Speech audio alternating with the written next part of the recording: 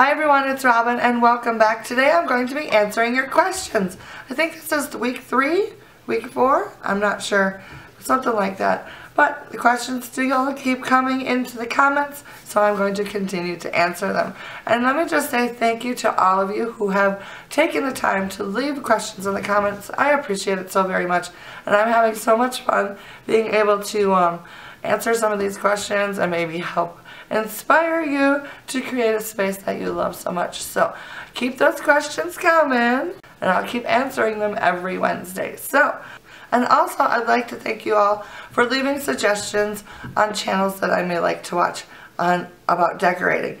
There was quite a few that I already had watched, but there were a few which I had never heard of before, and I thought that was so much fun because of course I'm always on the lookout for new channels to watch and tune into. And so yeah, I've been enjoying those new channels, those new to me channels, so thank you very much. And on that note, I have a channel to share with you. Her name is Qeren and she has a channel called Qerenjoy. I believe that's how it's pronounced, but I'm not sure. I will definitely leave the link below. But anyways, she just recently posted a Valentine's home tour and I loved everything about it. Her style is very understated, not like in your face Valentine, but it was just very, very nicely done. And of course she is into the farmhouse style also, and she has a lot of like vintage items and natural elements in her decor, and I absolutely loved it. So I thought of course I should share that with you guys today in case you are interested in checking out a maybe perhaps new to you channel. So make sure you check it out and let her know that you stopped by from here. That would be awesome. Alright, so moving on, let's get into the questions for this week. So Sheila asked, any thoughts on paint colors? I'm thinking just paint it all white. Any thoughts? My style is a lot like yours.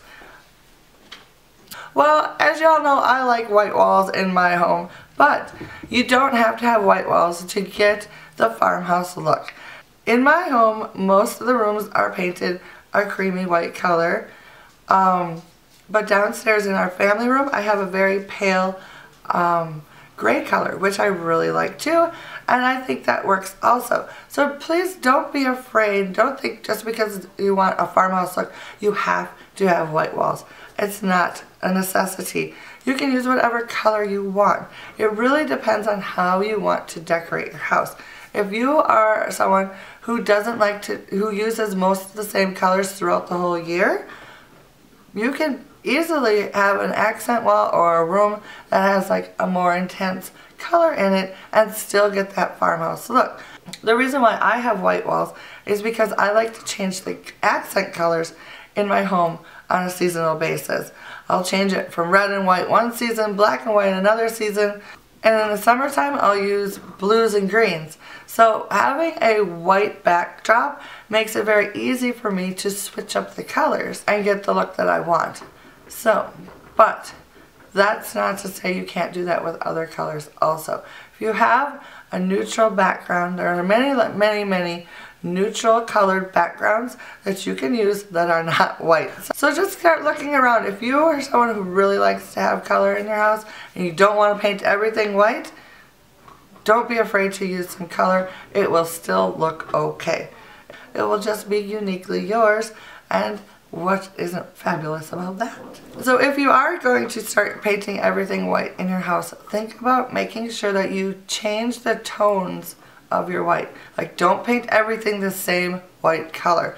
Try one type of white color, maybe like a warmer, creamier white color on your walls, and make sure your trim is like a bright white. So there's that contrast between the whites. And then if you're going to start painting furniture or anything like that, don't go out and buy a huge gallon of a white color, because that will last forever if you start painting furniture. Buy yourself like just a little quart, buy yourself just a little, what do they call them? A pint? Or whatever, just a small little one in a color that you like, and use that on all your projects that you want to repaint until it's gone. And when it's gone, you pick a different white color to, continue the process of, painting different things. So basically what you're doing is mixing the shades of white so that when you look in your room you don't have all the same color white, because that in itself is not going to be very pleasant to look at. It's when you're using whites, you got to think about different tones of white, different textures, that sort of thing. That is what makes white work. It's not just a stark blank white wall. It's the different hues of white that give that room the coziness, if that makes sense. Hopefully that makes sense. So anyways, if you're going to paint your rooms white, just make sure that you vary the tones of the white that you're using. But if you like color, go for it. Pale yellows, greens, purples are beautiful, grays, blues. There's so many different colors that work very nicely with the farmhouse style. You just have to decide what you like to use. And not every room has to be the same color walls. If you've got big open spaces where they all kind of flow together, it does make it a little more cohesive if they're all the same color. But that doesn't mean you can't do one wall that's like an accent color. But I would suggest, if you're going to do a color, to not go with the deep saturated colors unless that's exactly what you like to use. If you like those deep dark colors, go for it. But personally, I like the more muted colors because I think it adds a more calming effect to the space. And it's a lot easier to work with in terms of decorating and changing the colors up if the colors are a little more pale in their intensity, if that makes sense. So hopefully that answers your question. So basically, if you want everything white, go for it. Just make sure that you change up the tones of your white. And if you want color, go for the color. It's your house. You decorate it for you. If you like those intense colors, go for it. If you like the pale colors, go for that too. So hopefully that helps and answers that question. Alright, so the next question is from Rini. Did I say it right? I hope so. You left a comment last week and told me how to pronounce your name, so hopefully I am pronouncing it correct this time. So anyways, Rini asks, how has your style evolved over the years? Did you always love farmhouse country style decor? So yes, my decorating style has definitely changed over the years. When I was first out of college and then into early married life, I was really into a more modern look with those deep dark colors like navy, burgundy, and like forest green, and like dark green marble. You know, those colors that were really popular in like the 90s, late 90s. And like a little bit more of a modern look. Like I remember I had this dark green sage couch in our first apartment when we were married, and all of our colors were all kind of those dark earthy kind of colors. But at that time I really wasn't into decorating that much. It just wasn't really on my radar very much. So then when we moved to this house 14 years ago, I had this huge house that all needed to be repainted and decorated, and I really didn't know what to do. And that's kind of when my decorating interest sort of started. And I started to lean towards the cottage, country style decorating. And from there, it's just all kind of developed into more of this cottage farmhouse look that I enjoy so much now.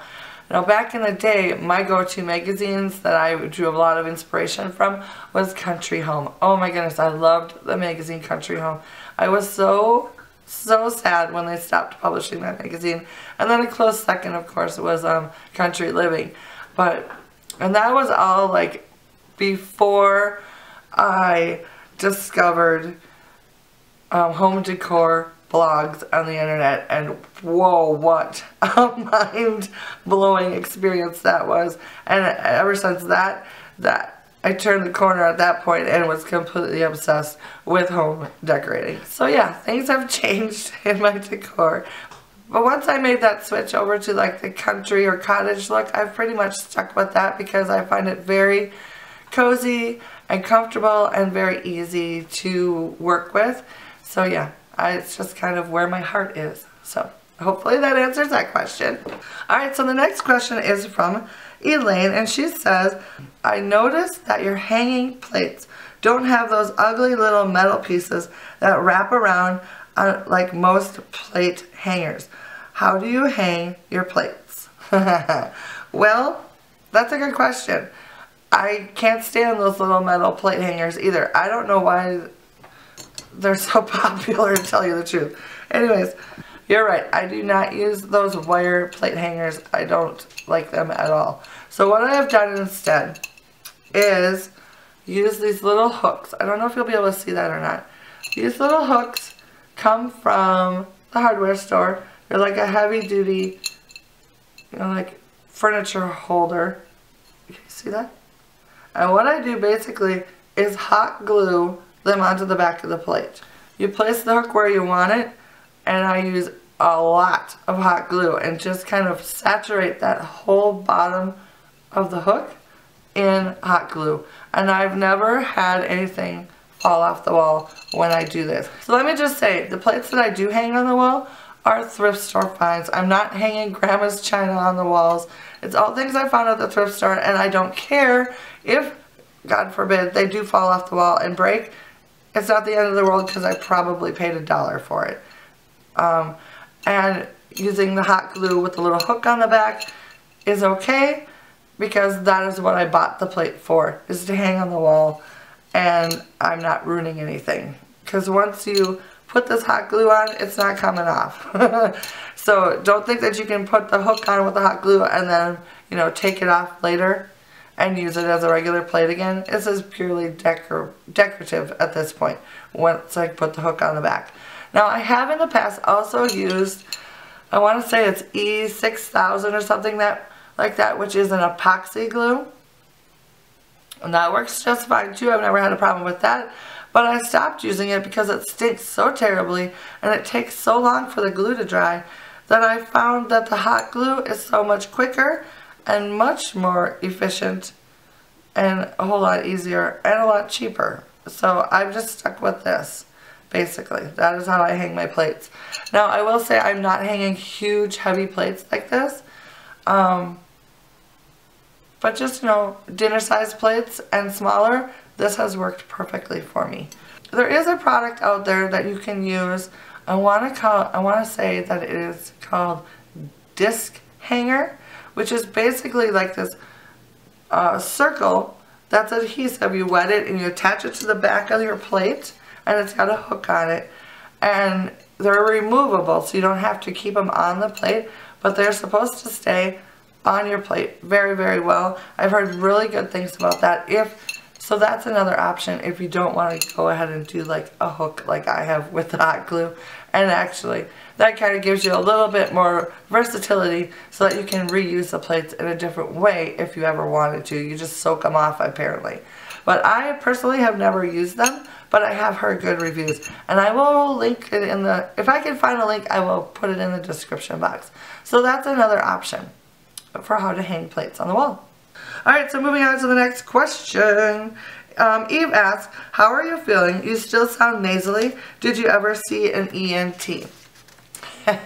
Yes, I did go to an ENT. Basically, I was fine. At the time that I went, I still had, my voice had not come back, but they just said that my voice would come back within time, and they did a CT scan because there wasn't anything that real visible where they could see, which is in the office scoping or whatever. But so when I did have the CT scan, they said I had a mucus cyst like way back in my sinuses.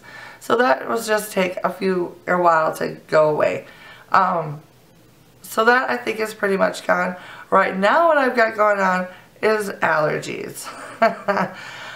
Basically is what's happening. So that, the other stuff is kind of over, and now I have allergies that are going on. So that I'm just doing my regular, you know, allergy stuff. And some days I sound really nasally, other days I don't. It's just very, very strange. So that's what happens in Minnesota in the middle of the winter. We get like dust allergies and, you know, that sort of thing. And as I get older, it becomes a little bit more and more severe. So delightful, I know. Alright, so my next question is from Ewa, and she asks, has your husband appeared in your channel lately, and how old are your daughters? My husband has not been in the videos very much lately. He does not prefer to be on camera, which is fine. I totally understand it. So most of the time, I do not show him unless, you know, we're on a family outing of some sort or something like that. A lot of times, sometimes you'll hear him walking around in the background. And most of the time, I'm like pausing recording so he can like walk through the room and then I can start again. That's basically the extent of it. And my daughters, I have a 12-year-old, a 15-year-old, and a 17-year-old. Alright, so next question is from Donna. And she says, would love to hear your plans for your garden this year and a video of it. I do have a video up from last year's garden. I will link that down below. And I think I showed the backyard. Basically last year, in the backyard, I redid my main garden, basically. I'm trying to move to a less heavy maintenance garden, if that makes sense. And putting in a lot of like flowering shrubs and very limited amount of actual flowers that need a lot of upkeep and deadheading and all that sort of thing. Because I'm finding that as my kids get older, my gardening time is dwindling and dwindling and dwindling, and I just can't keep up with everything. So I'm trying to revive my gardens and make them a lot easier to maintain by using a lot of flowering shrubs and a few of my favorite plants instead of just like a whole bunch of random plants, if that makes sense. So that was the major thing that I was working on last year in the backyard. I still have one little section of the main garden that I didn't get to last year, which I need to finish up this year. Other than that, the main focus of my gardening this year will be the side of our house, which is just a disaster area. The weeds just get so big over there. I don't really grow anything over there, but it's like a sloped area, and I need to come up with something for that area because there's really nothing I can do with that area. I have grown pumpkins over there in the past, but I haven't, I mean, that was years ago. So I need to work on that area on the side of the house, which is maybe like 10 feet wide. And it's got the air conditioner over there and like the little entryway to the side entryway to the garage. So basically it's just this little strip of area on a hill on the side of our house that is really unusable basically. So I need to redo that area. And also I need to redo my vegetable garden. I've had a vegetable garden for probably 10 years now, and my raised beds are all kind of like falling apart and they need to be redone. So that is a major thing that I need to do this year, is redo that whole area and figure out what I actually want for that area. And I'm sure that I will do a video on that come this summer or spring when I'm working on that. But basically I haven't been using my vegetable garden like I did when the kids were younger. We used to do a lot of growing of vegetables and flowers, you know, all summer long. It was like a thing we did together. But lately, even like the last 5 years, I basically have been just growing cucumbers and pumpkins. So I need to rework that area, figure out what I actually want to grow in that area, if I want to continue to do vegetables, which I probably do. And I definitely want to continue to grow pumpkins because pumpkins and Halloween time are so expensive. It's ridiculous. So I grow a lot of like the smaller pumpkins and like the little teeny tiny pumpkins, and I love to do that because then I have all these pumpkins to like decorate with. So it's a good way, a cheaper way to have a lot of pumpkins come Halloween. And then another thing that I need to do is work on my front yard garden. Front yard garden last year was completely, I felt like the worst homeowner ever last year because I got like 3 flower beds up front, and 2 of them are pretty much very low maintenance, and then the one I have run right by my sidewalk, and it looked so terrible all year round. It was just weed infested, and I just never had the time to get out there because when I'm gardening, I'm mostly in my backyard with the dog in the backyard, you know, because taking the dog out to have some fun time in the sun, and I can't do that in the front yard. So the front yard gets neglected, which I've decided that my front yard needs to be, I need to take out a whole garden bed, replant grass in that area, and just kind of downsize my whole front garden area to a very manageable size. So that is another project that I need to work on. And I'm sure I will bring you guys along for that this summer also. Alright, so my last question is by Lifestyles Sabina. And she says, I have been looking for ironstone pieces in my area and have had no luck. Or maybe I'm just passing them by because I'm not familiar with them. How do you know if it's a real ironstone besides them being heavy?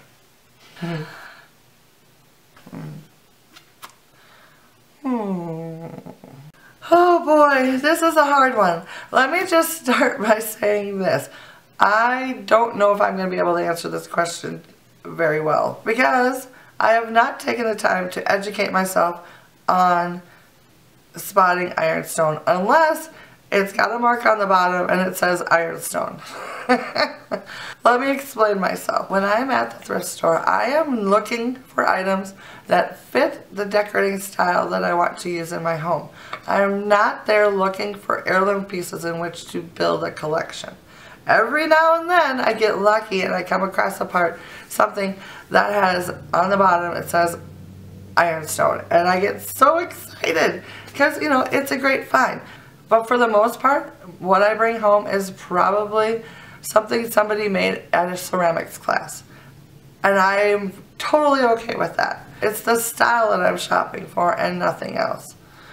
At some point, maybe in my life, I will have enough money that I can just buy purely ironstone items. But at this point, I'm not there. So what I'm doing is trying to find things that give me the look that I want at a price that I can afford.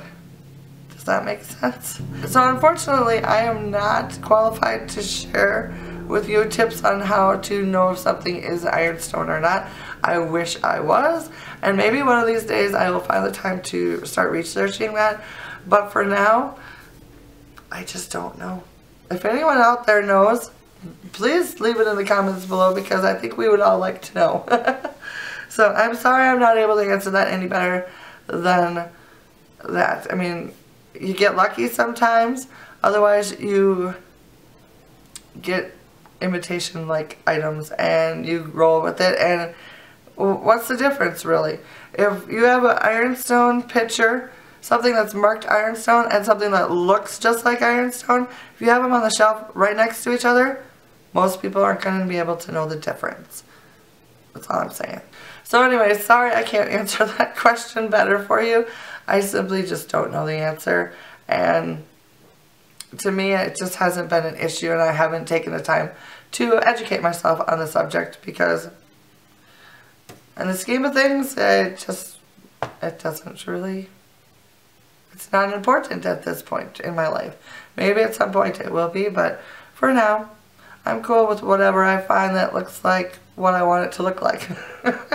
So anyways, so basically what I'm saying is it doesn't have to be an authentic piece in order to get the look that you want.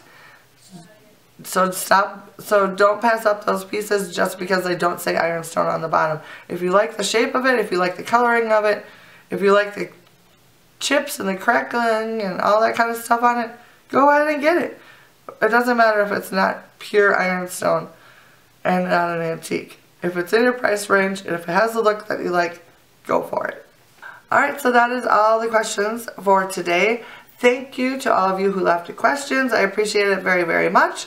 And hopefully I was able to answer them okay for you. So I guess that is it for today. When we will see you again next week. If you have any decorating questions, lifestyle questions, sewing questions, life in general questions, leave them in the comment down below and I will answer those questions next Wednesday. So I guess we'll see you then. Bye now.